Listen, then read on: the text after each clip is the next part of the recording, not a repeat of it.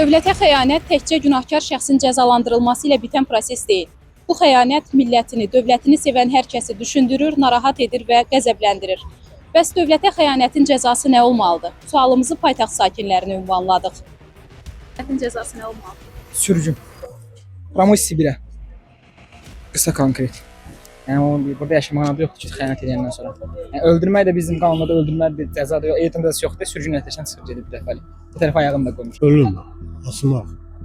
Başqa nə yolu varmış? Yaxşı olardı ki, ümumiyyətlə Azərbaycan Respublikası ölüm məzəlləsi geri qaytarır. Belə olsa daha yaxşı olar. Elə ki, ölüm. Cinayətkarın son ölümü.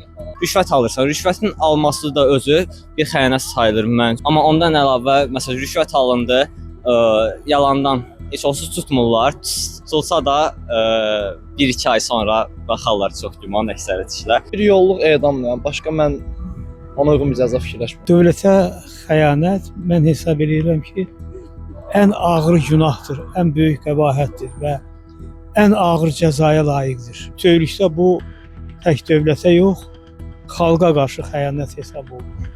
Mənim fikrimcə vətənə xəyanət ölümlə cəzalandırılmalıdır. Çünki vətənə xəyanət eləmək olmaz. Çünki biz bu torpaqda yaşayıb böyürük, bu torpağın suyundan qidalanırıq. Bu torpağın yeməyindən yeyirik və sonra xəyanət edirik. Yəni bu xəyanət ümumilikdə düzgün bir şey deyil mənim fikrimcə. Çox insan da məncə belə fikirləşir. Ölümlə cəzalandırmalıdır ona görə ki, yəni niyə də xəyanət eləyəsən ki? Pula görə xəyanət eləyirlər, amma pula görə insan öz mənəviyyatını satmamalıdır. Dövlətə xəyanətə heç cürə düzgün baxmaq olmaz. Yəni düzdür, şəriət qanunlarıyla yaşamırıq, amma ki, yəni edam daha məsləhətdir. Çünki bir dəfə xəyanət edən ikinci səfər deyir. Yəni bu düşüncə tərzi ilə baxıram. Dövlətə xəyanət təbii ki, cinayətlərin ən böyük nəzərdə tutula bilər dövlət nəzdində.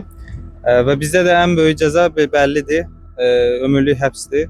Yəqin ki, xüsusi cəza çəkmə müəssisələri var. Orada ömürlük həbslə yəqin kifayət eləyər bu məsələ. Digər məsələlər artıq həddi aşacaqdır. Yəni insan haqları məsələləri bunlara qarşıdır. Dövlətə xəyanətin cəzası məncə ölüm olmalıdır. Elə fikirləşirəm. Əslində çox cəzası var. Yəni mənim fikrimcə ölüm olmalıdır.